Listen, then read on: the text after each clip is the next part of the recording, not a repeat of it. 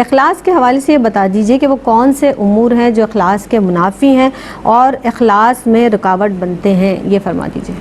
زینب، آپ نے ایک جملہ سنا ہوگا کہ آج کا دور نفس پرستی کا دور ہے، مادہ پرستی کا دور ہے۔ یا جب ہم کسی سے ملنے جاتے ہیں، کسی سے بھی تعلق رکھتے ہیں تو ایک ترازو اٹھا کے رکھتے ہیں کہ کتنا نفع ہوگا، کتنا نقصان ہوگا۔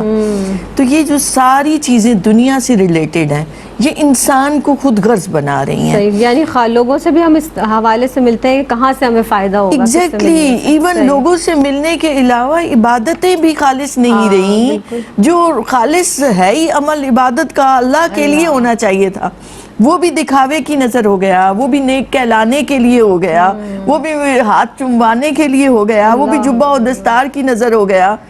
تو اس سے کیا ہوا کہ وہ خالصیت چلی گئی۔ تو خالصیت کی سب سے بڑی رکاوٹ خود غرضی ہے۔ اور جب آپ دیکھیں تو ہم کہتے ہیں نا کہ بے لوث محبت ملتی نہیں۔ بے لوث ہونا کیا ہے کہ غرض سے پاک ہو جانا۔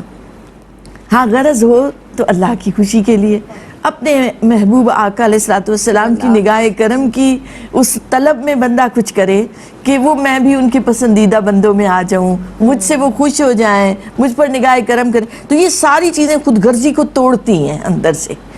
تو جب تک خود غرضی رہتی ہے، بندے میں دنیا کی طلب رہتی ہے، جاہ و منصب کی طلب رہتی ہے، شہرت کی طلب رہتی ہے، عزت کی طلب رہتی ہے۔ یہ ساری کی ساری چیزیں وہ دنیاوی اغراض و مقاصد ہیں کہ جو اخلاص کا نور نہیں بندے کے اندر آنے دیتی۔ پھر اسی طرح آپ دیکھیں تو انسان، ایک حدیث مبارکہ ہے کہ علم جو ہے وہ حجاب اکبر ہے۔ حجاب اکبر کیسے ہے کہ علم جو ہے اس تکبر لے آتا ہے، بعض اوقات انسان گھمنڈ میں مبتلا ہو جاتا ہے، اور یہ حجاب بن جاتا ہے اس کے لیے، ایسا حجاب کہ جو اس کے اندر اخلاص نہیں آنے دیتا۔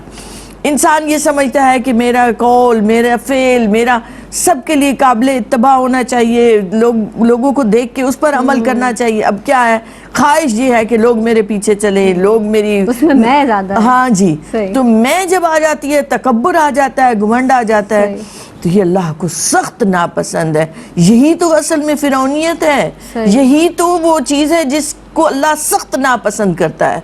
تو اس سے بچنا ہے، یہ رکاوٹ بنتا ہے اخلاص کے لیے۔ پھر ایک یہ ہے کہ آپ تعریف اور مذمت آپ کے لیے برابر ہو جائے۔ ہم کیا کرتے ہیں کہ تعریف ہوتی ہے تو خوش ہو جاتے ہیں، یہ عمل لوگوں کو پسند آ رہا ہے، تعریف ہو رہی ہے، اس کو اور زیادہ کرو۔ جس چیز پر مذمت ہوتی ہے ہمارا دل بیٹھ جاتا ہے، ہم پیچھے ہٹ جاتے ہیں۔ تو جب انسان کے لیے تعریف اور مذمت کوئی معنی نہ رکھے، وہ خالص اللہ کے لیے عمل ہو، پھر وہ اپنے عمل کو دیکھنا بھی بھول جائے، اسے یاد ہی نہ رہے کہ اس نے کوئی نیکی کی۔ بھلا ایسے ہوتا ہے، ہم کسی کے لیے کچھ کرتے ہیں نا تو 10 دفعہ اس کو گنوائیں گے، احسان رکھیں گے کہ ہم نے تمہارے لیے یہ کیا، تم نے ذرا قدر نہیں کی۔ یہ چیزیں، اس کا مطلب یہ ہے کہ یہ اخلاص سے نہیں کیا گیا تھا عمل۔ ہاں، میں کہہ رہی تھی کہ جو زیادہ تعریف کرتا ہے اس سے زیادہ قریب بھی کر لیتے ہیں۔ ہاں جی، تو یہی تو ایک خوشامد پسندی آ جاتی ہے انسان کے اندر۔ پھر ایک اور یہ کہ آخرت میں بھی اس کا ثواب دیکھنا بھول جائے کہ میں نے اتنا کیا نا، مجھے آخرت میں اتنا ثواب ملے گا۔ تو ابھی بھی ثواب پر نظر ہے، کوئی نہ کوئی غرض ہے ابھی پوشیدہ۔ تو خالص ہو جانا اللہ کی محبت میں، اللہ کے حبیب کی محبت میں، اور ان ساری چیزوں سے اوائڈ کرنا، نیت کو خالص کرنا، محبت کو خالص کر لینا، ہر بات میں سوچنا انا اريد وجهك، مولا میں تو تیری رضا کے سوا کسی چیز کی سوال ہی نہیں۔ اٹھتے بیٹھتے، اور آپ دیکھیں ہم اتنی بار اس کا اقرار کرتے ہیں، قل ان صلاتي ونسكي ومحياي، بار بار پڑھتے ہیں۔ اگر یہ ہماری جان و دل روح میں سما جائے نا کہ میرا ہر عمل جینا مرنا اللہ کے لیے ہو جائے، اللہ اکبر کہتے ہیں، کلمہ پڑھتے ہیں، آپ دیکھیں تو بار بار اس بات کا اقرار کر رہے ہوتے ہیں کہ وہی رب مالک ہے، جسم و جان کا مالک ہے، وہی قابل ہے تعریف کے، مگر اسے اپنی زندگیوں میں، اپنے اعمال میں نہیں لا رہے۔ تو ایک عادت جو ہے اس کو عبادت بنانا ہے، ایک فعل ہے اس کو وہ عمل بنانا ہے جو اجر و ثواب کا مستحق ہو جائے۔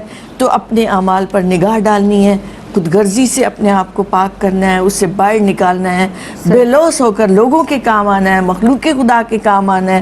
حضور کا فرمان مبارک کہ الخلق عیال اللہ، یہ اللہ کے کنبے کی خدمت میں لگ جاؤ، خادم العالمین ہو جاؤ، تو اللہ کی بارگاہ میں قبول ہو جائے گا۔ بہت پیاری بات، بہت پیارا انداز ہمیشہ سے ہی ڈاکٹر صاحبہ کا رہتا ہے۔